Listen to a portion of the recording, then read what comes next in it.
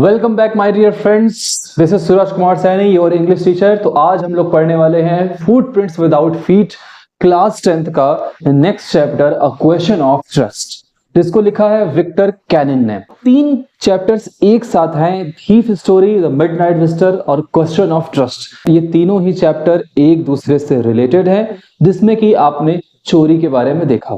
तो ये चैप्टर बहुत ही इंटरेस्टिंग है और क्लास 10th के बोर्ड के एग्जामिनेशन के पर्पस से इंपॉर्टेंट भी है। अ क्वेश्चन ऑफ ट्रस्ट, जिसमें कहानी है एक प्रोफेशनल थीफ की। थीफ स्टोरी में भी एक कहानी थी प्रोफेशनल थीफ की, बट वो छोटा कैरेक्टर था, वो बच्चा था। मिडनाइट विजिटर में भी एक कहानी थी एक चोर की, लेकिन वो एक सीक्रेट एजेंट था। बट आज की स्टोरी में, अ क्वेश्चन ऑफ ट्रस्ट में, जो कहानी हम पढ़ने जा रहे हैं वो भी कहानी है एक चोर की, हॉरिस डैनबी की, लेकिन ये प्रोफेशनल थीफ है। ये एक बार सजा काट के आ चुका है, और सजा भी कहां काटी इसने? जेल के लाइब्रेरी में। ये चोर क्यों है, क्या चीज चोरी करता है, ये बड़ा इंटरेस्टिंग है। इसने अपने आप को एक ऑनेस्ट थीफ कहा है, ऑक्सीमोरॉन कहा है कि ये एक ऑनेस्ट थीफ है। ऑनेस्ट थीफ कैसे? क्योंकि ये हर दिन, हर रोज या हर वीक में, हर मंथ में चोरी नहीं करता है। ये पूरे साल में एक बार चोरी करता है, और सिर्फ उसके यहां चोरी करता है जो बहुत अमीर होते हैं। लेकिन क्या ये एक्सप्लेनेशन है? क्या इससे साबित होता है कि वो एक अच्छा इंसान है? नहीं। उसने अपने डिफेंस में क्या कहा कि वो जो चोरी करता है उस पैसों से वो कोई रेयरेस्ट किताब खरीदता है, बुक्स खरीदता है और वो उसको पढ़ता है। यानी चोरी उसका शौक है और बुक पढ़ना उसकी हॉबी है। तो आइए देखते हैं कि इस बार, यानी कि इस चैप्टर में हॉरिस डैनबी कहां चोरी करने वाले हैं, और अ क्वेश्चन ऑफ ट्रस्ट जैसा सवाल क्यों उठता है, टाइटल क्यों बनती है। तो विक्टर कैनिन के बहुत खूबसूरती से इस चैप्टर को लिखा है, और शुरू में ही 2 क्वेश्चन आपके सामने रखे। What does Horace Danby like to collect? तो जैसा कि हमने बताया कि उसको रेयर बुक्स खरीदना पसंद है, तो यही वो कलेक्ट करता है। And why does he steal every year? हर साल क्यों चोरी करता है? क्योंकि उसको रेयरेस्ट बुक खरीदनी होती है। तो कैसे ये कहानी शुरू हुई, देखते हैं।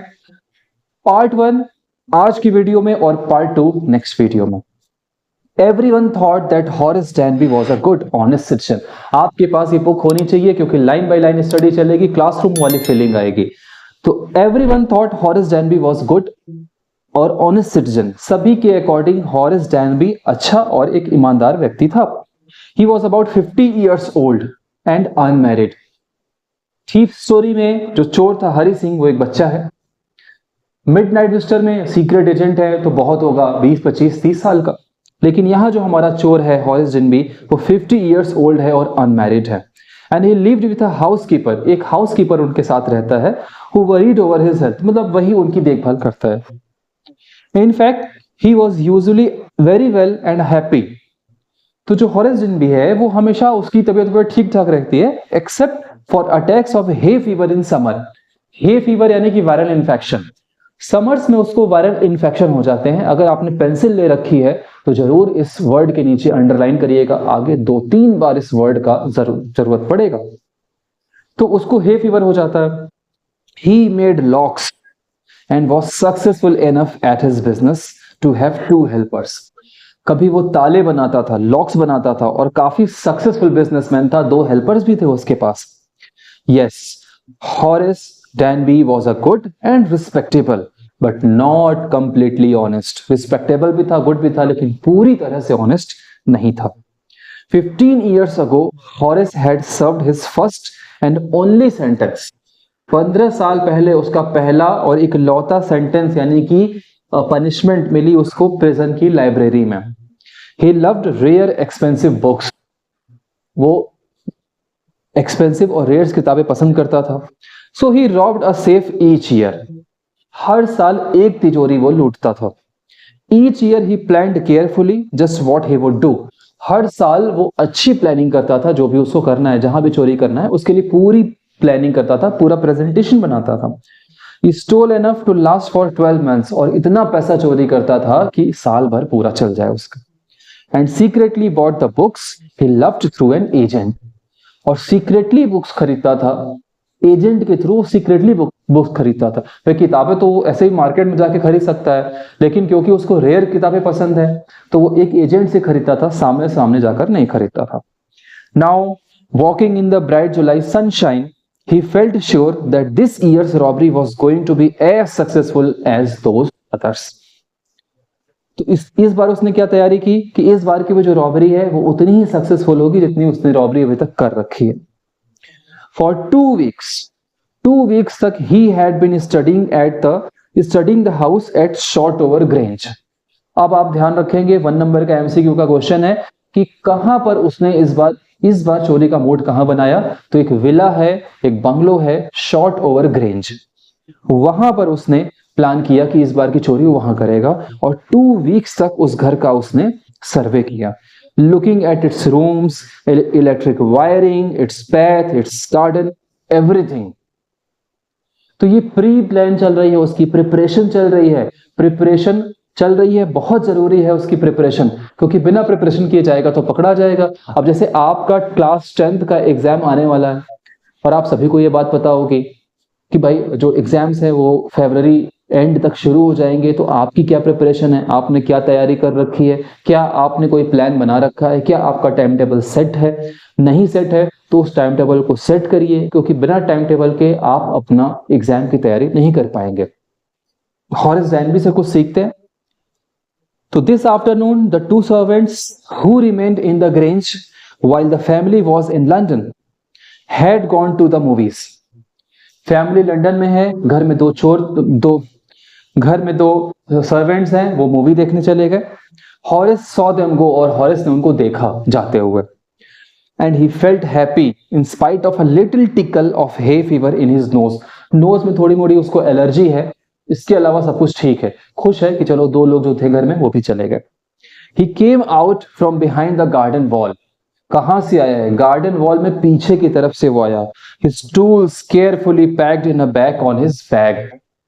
बैकपैक में उसने अपने टूल्स को अच्छे से अरेंज कर रखा था. प्रोफेशनल थीफ है, याद रखना है. There were about 15,000 pounds worth of jewels in the Grange safe. Grange की तिजोरी में, शॉर्ट ओवर ग्रेंज के घर में लगभग 15,000 पाउंड्स की ज्वेलरी है. और ये बात उसको कैसे पता है, क्योंकि उसने सर्वे किया है, क्योंकि उसने घर का रिसर्च कर रखा है पूरा. If he sold them one by one, अब सोच रहा अगर एक एक करके भी बेचता है तो he expected to get at least 5,000 pounds को मिल जाएंगे. Enough to make him a happy for another year. 1 साल तक वो आराम से मस्त अपनी लाइफ बिताएगा. And there were 3 very interesting books coming up for sale in autumn. और ऑटम में 3 एक्सपेंसिव बुक्स भी आने वाली है, तो उसको मजा आ जाएगा, वो बुक्स खरीद लेगा.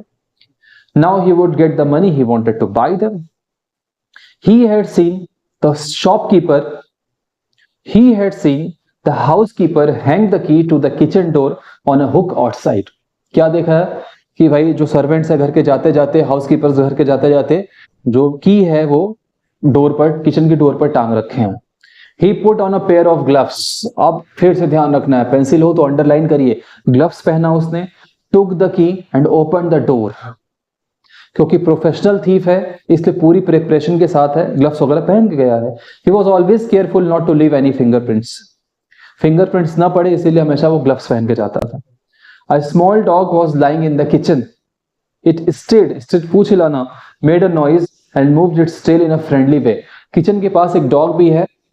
उसने हॉरेस डैनबी को देखा तो उसने बार्क नहीं किया, वो भौंका, चिल्लाया नहीं, उसके पास आया नहीं उसको काटने के लिए, बल्कि पूछ हिला रहा है, और वो भी कैसे, फ्रेंडली तरीके से. ऐसा क्या हो गया. तो हॉरेस जब उसके पास से गुजरा तो क्या कहता है, ऑल राइट शेरी. डॉग का नाम शेरी है. क्या ठीक है, कोई प्रॉब्लम नहीं है, सब कुछ बढ़िया. और आगे राइटर ने क्या लिखा है, all you had to do to keep dogs quiet. Dogs को क्वाइट रखना है तो was to call them by their right names. उनको उनके सही नाम से बुलाइए, वो चुपचाप बैठ जाएंगे. एंड शो देम लव, और थोड़ा सा लव दिखाइए. ये हमारे आपके इंफॉर्मेशन के लिए. The safe was in the drawing room. Drawing room में तिजोरी रखी हुई है. कहाँ है, बिहाइंड रेदर पुअर पेंटिंग. एक पेंटिंग है उसी के पीछे तिजोरी है. Horace wandered for a moment weather he should collect pictures instead of books.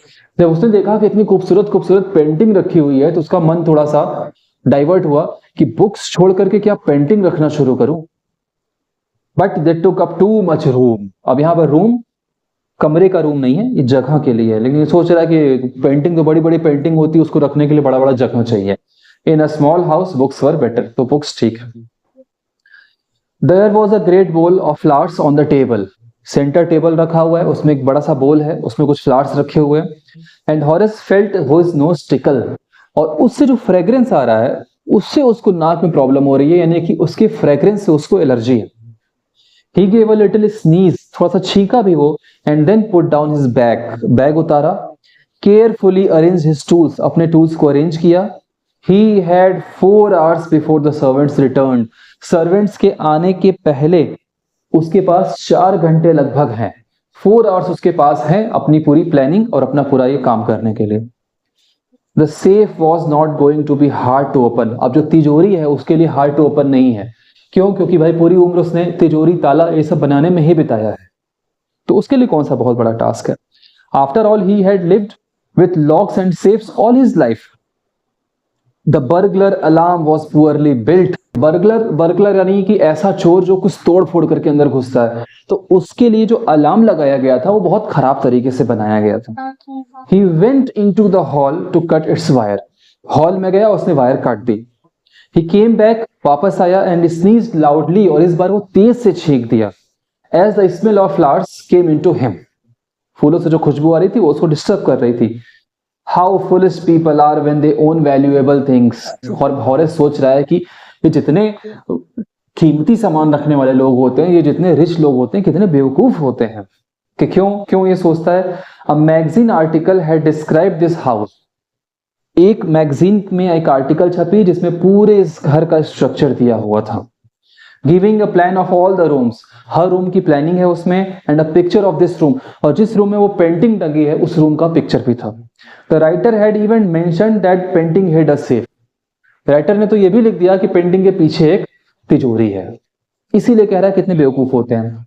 But Horace found that the flowers were hindering him in his work, hinder means होता है रुकावट डालना, लेकिन अब बेचारा हॉरेस डैनबी, उसको फ्लावर से बहुत दिक्कत हो रही है, परेशानी हो रही है, रुकावट डाल रहा है उसे काम।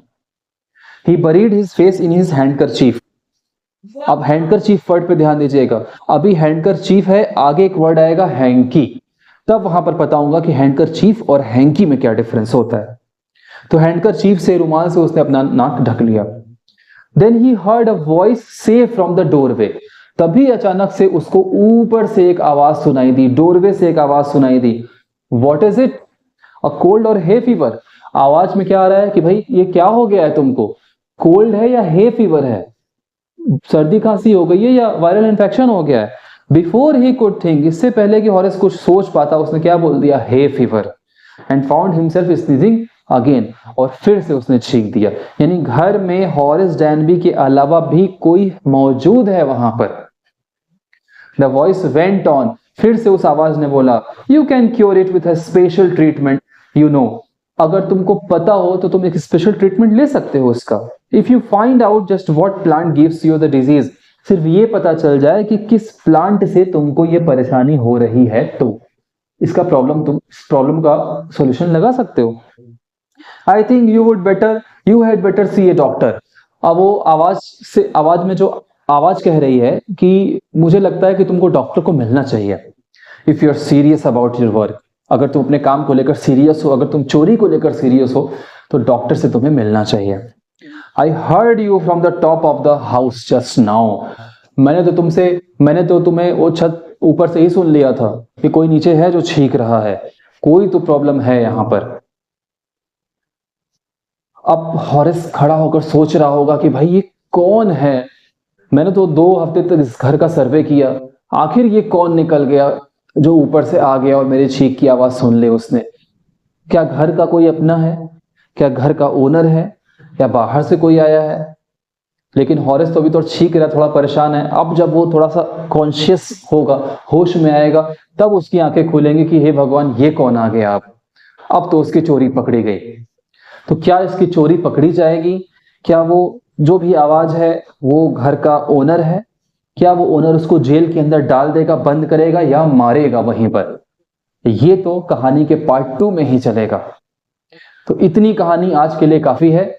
आप इसको फिर से पढ़िए और बताइए कि कहां कहां आपको ये शक हुआ कि ये जो ओनर है ये कोई और है, घर का मालिक नहीं है, या किसी और की आवाज है। तो बहुत जल्दी आपसे मिलता हूं अगले वीडियो में, तब तक के लिए जय हिंद, जय भारत।